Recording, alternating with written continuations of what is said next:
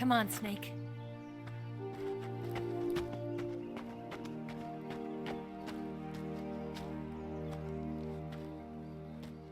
We made it.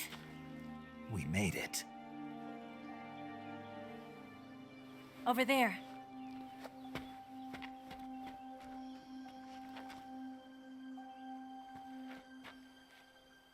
It's the boss, isn't it? I'll go get the wig ready to take off. Right. I'll leave you two alone. But come back in one piece, okay?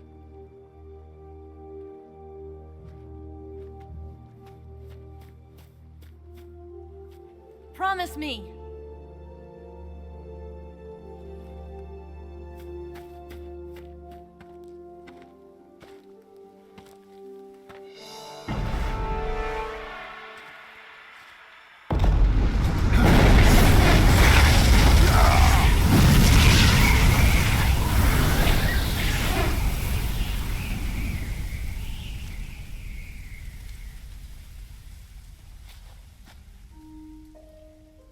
Life's end. Isn't it beautiful? It's almost tragic. When life ends, it gives off a final lingering aroma. Light is but a farewell gift from the darkness to those on their way to die. I've been waiting, Snake, for a long time. Waiting for your birth, your growth, and the finality of today. Boss. Why are you doing this? Why? To make the world one again. The world used to be whole. But with the end of the Second World War, the philosophers began to fight amongst themselves, and the world was torn apart. The Cobras, my comrades who trained and fought alongside me, were torn apart as well. The foibles of politics and the march of time can turn friends into enemies just as easily as the wind changes.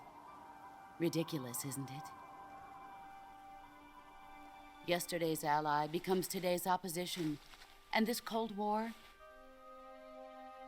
Think back. When I was leading the Cobras, America and Russia were fighting together. Now, consider whether America and Russia will still be enemies in the 21st century. Somehow I doubt it.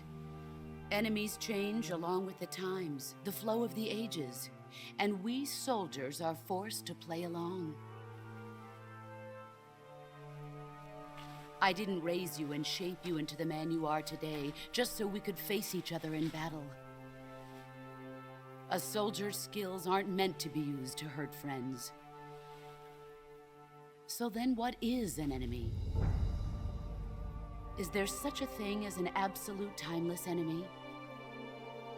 There is no such thing, and never has been. And the reason is that our enemies are human beings like us. They can only be our enemies in relative terms. The world must be made whole again. The philosophers must be reunited. I will devote my skills to that purpose. And with the Colonel's money, I will achieve that end. Just as I once created the Cobras. They are my family. I may no longer be able to bear children, but I still have a family. It was November 1st, 1951. I was in the Nevada desert participating in atomic testing. The name Nevada is derived from Spanish, covered in snow, white as snow. And snow is exactly what I saw in that Nevada desert. It froze my blood white. Snake, you were an atomic test subject, weren't you? On Bikini Atoll. That's part of the reason I was drawn to you. You and I are alike. We're both slowly being eaten away by the karma of others. we'll never have the chance to die peacefully of old age. We have no tomorrow. But we can still have hope for the future. In 1960, I saw a vision of the ideal future from space. 3 years earlier, the Soviet Union had succeeded in launching Sputnik, the first man-made satellite in history, into orbit. This came as a huge shock to the United States. In response, America threw everything it had into its own manned spaceflight project, the Mercury program. Even as the Soviets seemed poised to send their first man into space, America was still experimenting with chimpanzees and rockets. The government wanted human data, so they secretly decided to send a human being into space. I was the one they chose. At the time, they didn't have the technology to block out cosmic rays, and whoever they sent up would inevitably be exposed to heavy radiation. That's why they chose me. After all, I'd already been irradiated once. Of course, you won't find any of this in the history books. I could see the planet as it appeared from space. That's when it finally hit me. Space exploration is nothing but another game in the power struggle between the US and the USSR. Politics, economics, the arms race, they're all just arenas for meaningless competition. I'm sure you can see that, but the Earth itself has no boundaries. No East, no West, no Cold War. And the irony of it is, the United States and the Soviet Union are spending billions on their space programs and the missile race, only to arrive at the same conclusion. In the 21st century, everyone will be able to see that we are all just inhabitants of a little celestial body called Earth. A world without communism or capitalism, that is the world I wanted to see. But reality continued to betray me. In 1961, I was sent to Cuba, to Bahia de Cochinos. It was part of a CIA-sponsored invasion under the guise of taking Cuban exiles back to their country. But the US government betrayed them. Our weak-kneed president held back their air support. Defenseless, the exiles were annihilated by the Cuban army. All I could do was watch in silence. I was set up by the very country I'd sacrificed so much for, by the very government I dedicated my life to defending. I was driven from the surface world, and I went underground. Then, 2 years ago, I faced the Sorrow, my old comrade in battle. He was my friend. But one of us had to die. I was left with no choice. The Sorrow gave his life for me.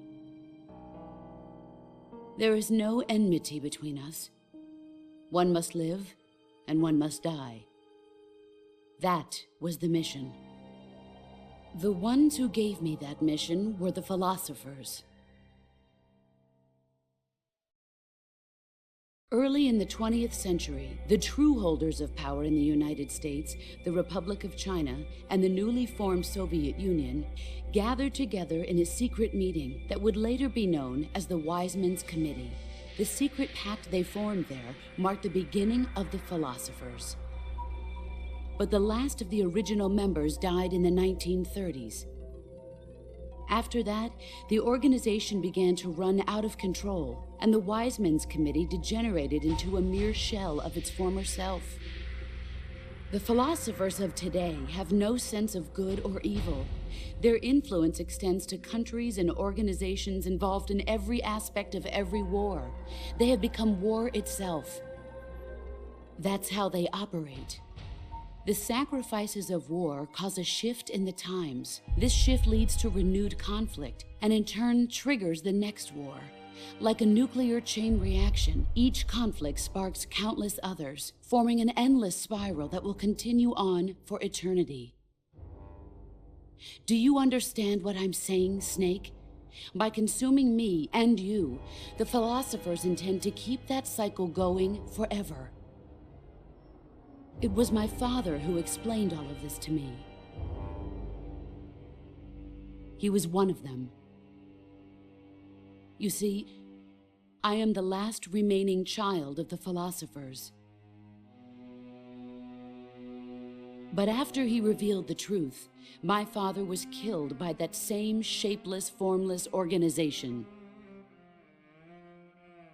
And my father isn't the only thing the philosophers have taken from me. In June of 1944, the Cobras and I took part in the landing at Normandy. We'd been given a top-secret mission to locate and destroy enemy V-2 rocket installations. I was pregnant at the time. The sorrow was the father. I gave birth on the field of battle. A beautiful baby boy. But my child was snatched away from me by the philosophers.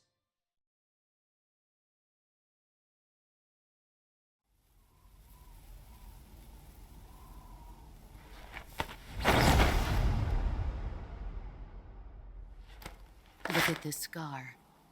This is proof that I was once a mother. I gave up my body and my child for my country. There is nothing left inside me now. Nothing at all. No hatred, not even regret. And yet sometimes at night, I can still feel the pain creeping up inside me, slithering through my body like a snake.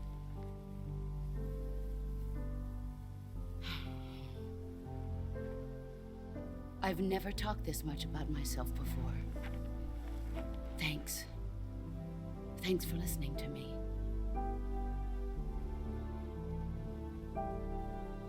I feel content.